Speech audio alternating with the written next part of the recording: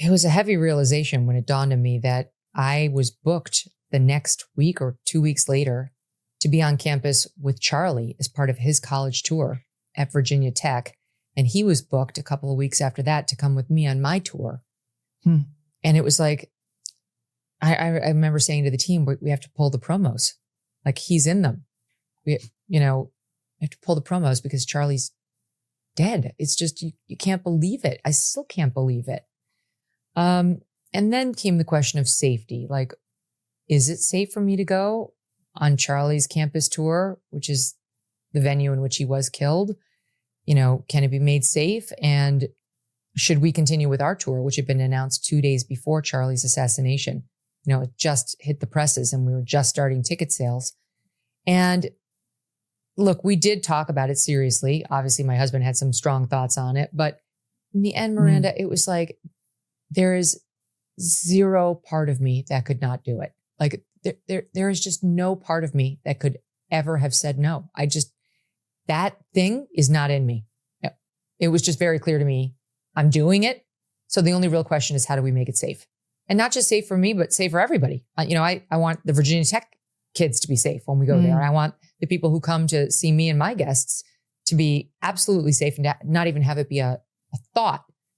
And really what that required was money to, hire the best security and make sure everything is pristine on our security procedures, which we've done. And I'm completely satisfied that we will be very, very safe on my tour. And then on Charlie's tour at Virginia Tech, it was a different thing because that was my first time getting up in front of an audience, and Charlie had just been killed. And this was like, I was supposed to be there with him. And it was like that. I'm not going to lie. The first couple of minutes that I was standing there, it was an odd feeling.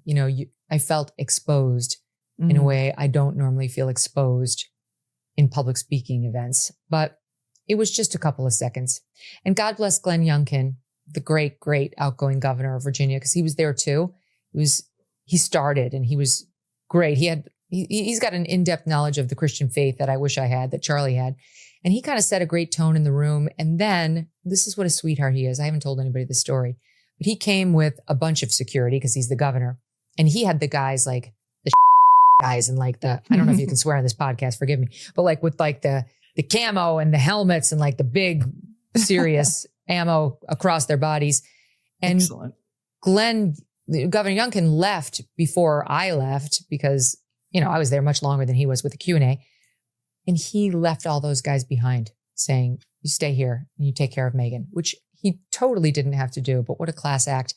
Anyway, my point is simply, it can be made safe. And while it wasn't without risk, I'm very glad I did it. And there is, like, so far what we're seeing in the ticket sales for my event, you can get your tickets at megynkelly.com, is that people are rushing to buy the tickets. Like, we've already sold out at multiple venues. So I feel like if anything, it's had an effect on the audience of like wanting to give the middle finger. Like, they want to be part of the hell no, an assassin's bullet is not going to silence any of us from saying or standing up for all these same principles that drove Charlie, that drive me, that drive you.